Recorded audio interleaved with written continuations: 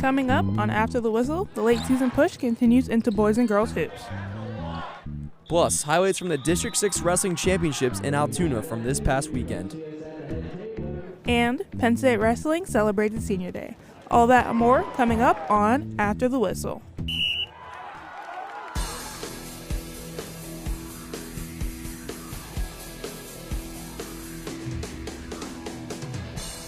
Hello and welcome back into After the Whistle. I'm Sharanda Hammond. And I'm Austin Groff. March is less than 1 week away, which means we are near playoff basketball season. We have highlights from hoops as well as a recap from a big championship wrestling season in Altoona.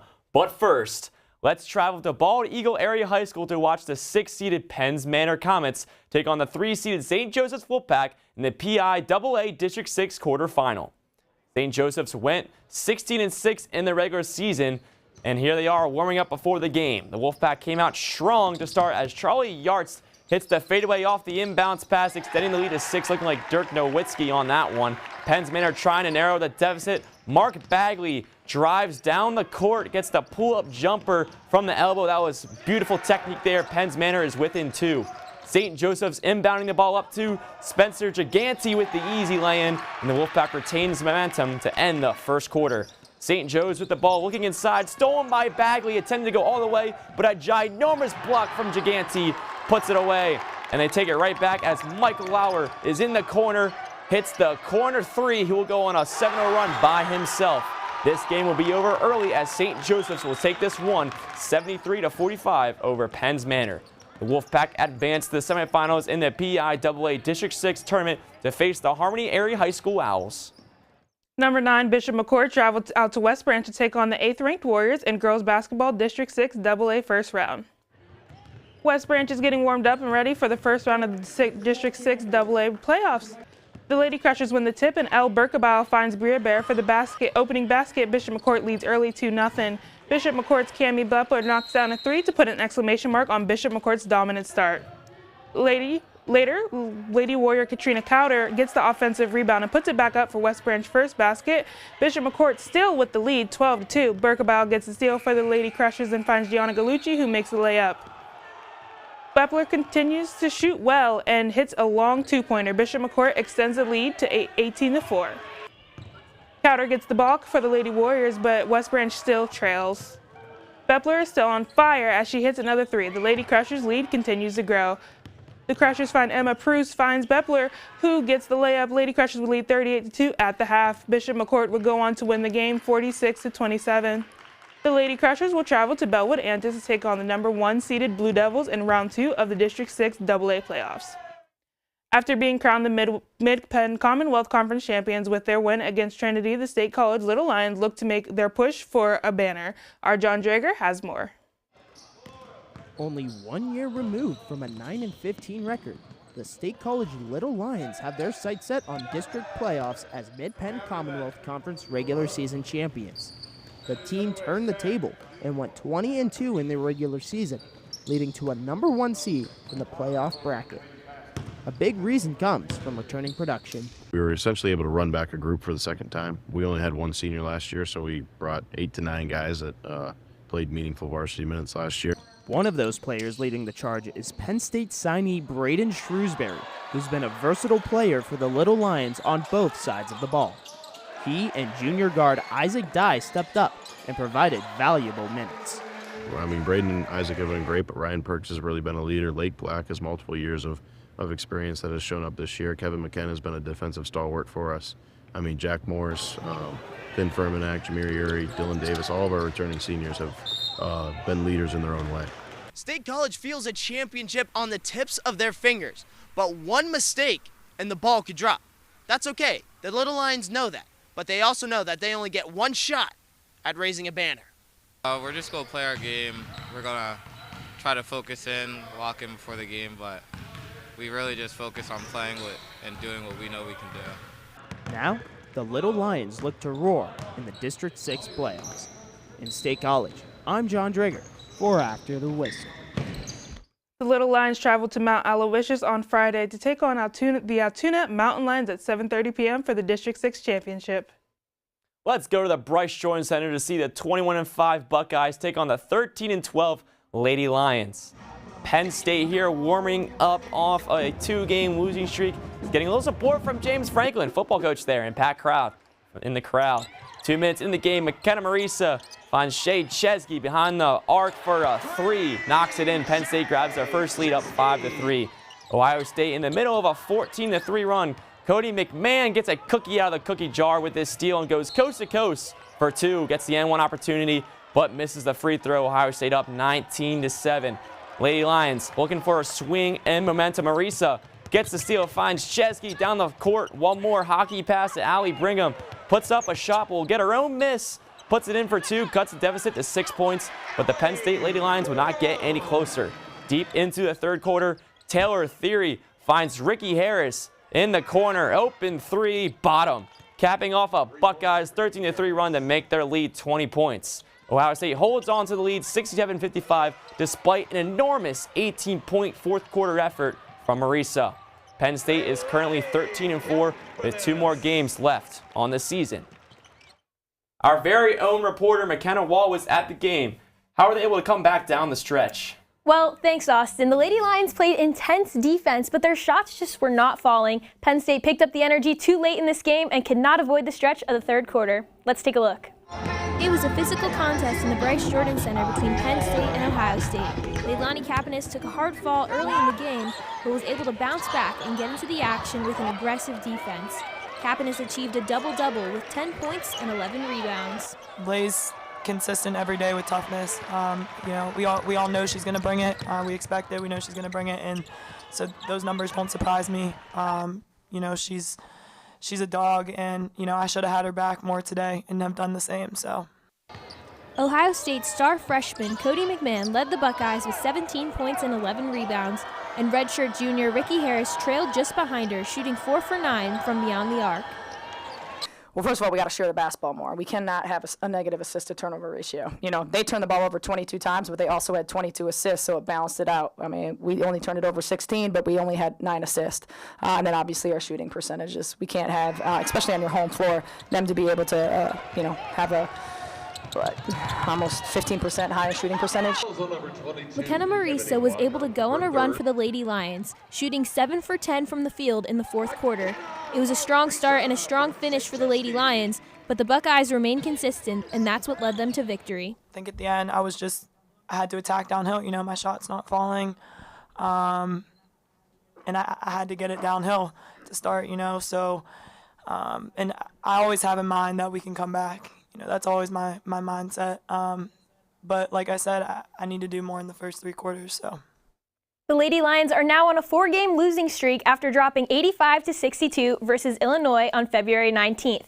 They will travel to Purdue to take on the Boilermakers tonight at 7 p.m. Reporting in studio, I'm McKenna Wall. Now back to Sharanda and Austin at the desk. Thanks, McKenna. Coming up, Penn State Wrestling looks to continue its hot streak on Senior Day. Plus, a big district championship weekend in Altoona. All that and more coming up on after the break. For now, here are some scores from around District 6.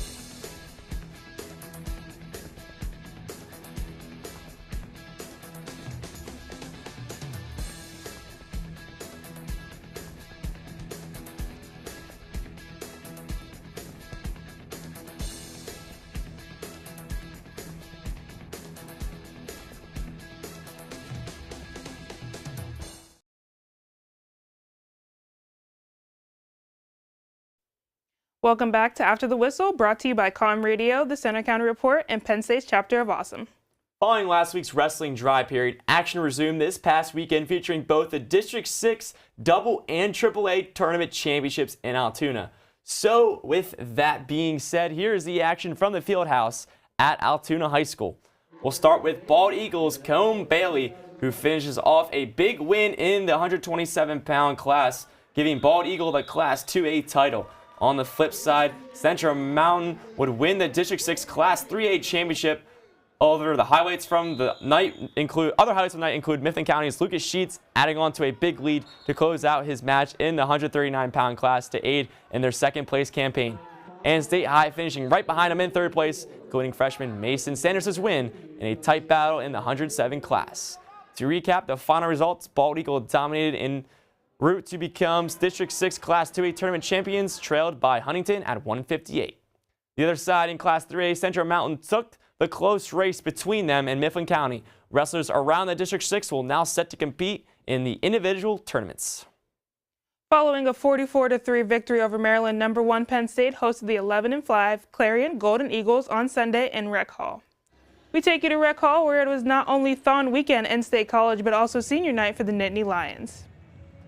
Heading into the second match of the duel, it's Roman Bravo Young who violently takes down Mason Prinkley to take a commanding 16-4 lead, gets the pin onto the mat to win the match and extend the blue and white's lead to 9.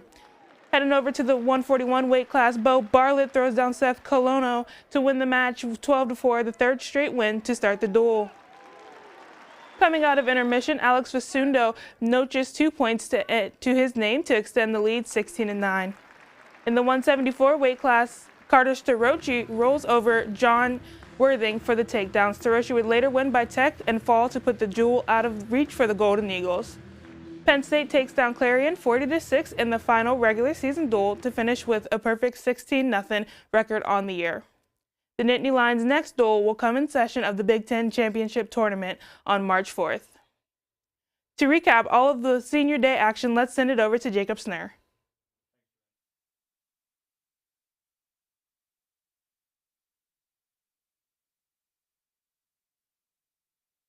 While most had their minds set on the BJC for Thon, Rec Hall was still packed to the brim.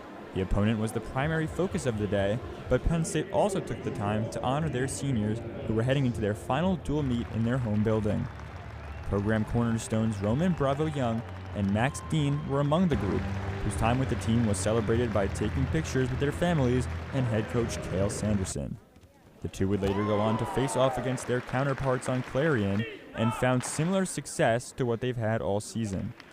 In the 133 weight class, Bravo Young is ranked number 1 in the country, and his Penn State home career went out with a bang. He totaled 4 takedowns before finishing off his opponent with a pin. It took a little while to see Max Dean step up to the mat, but once he did, he didn't disappoint. The match was close, but Dean parlayed 3 early takedowns into a 9-5 victory over his opponent.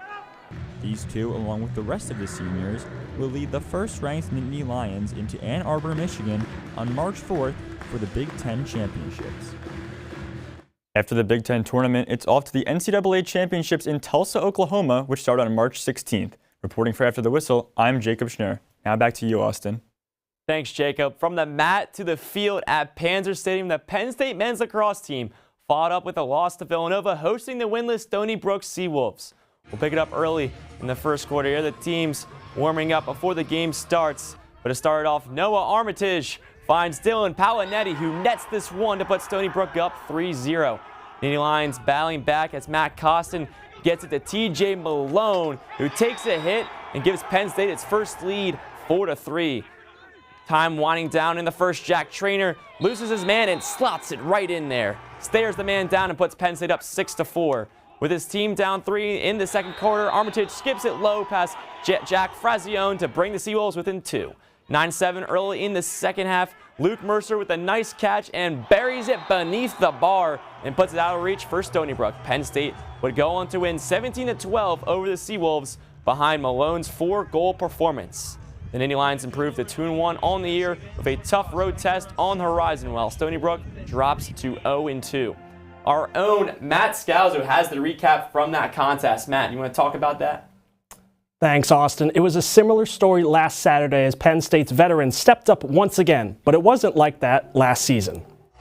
A 3-11 record in 2022 marked the worst season under head coach Jeff Tambroni, and he was missing 2 of his top weapons, including attackman TJ Malone. Malone missed all of last season with an injury after he led the team in scoring during 2021 with 43 points, including 25 goals.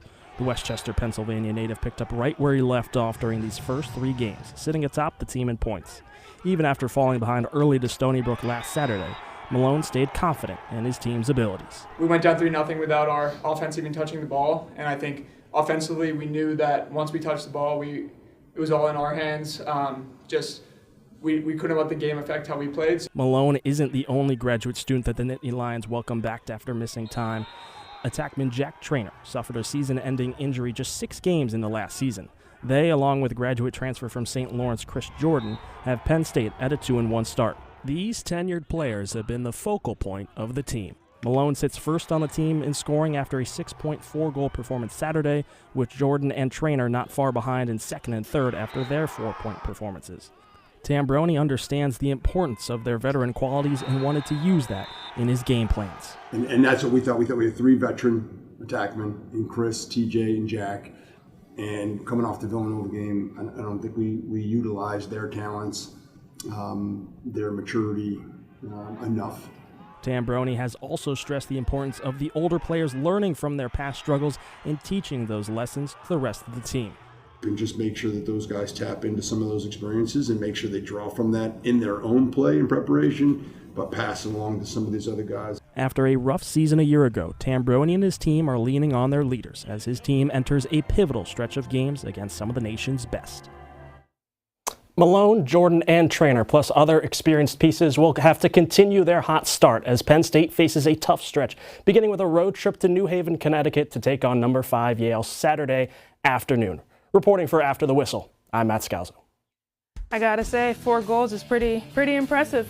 I'm happy for Penn State getting that win, though. For sure, I'm excited to see what Traynor does the rest of the season for Penn State lacrosse. Yeah. That's it for this week's episode of After the Whistle. I'm Sharanda Hammond. And I'm Austin Groff. Our next show will be on the first day of March, where we look at some District 6 playoff action from hoops.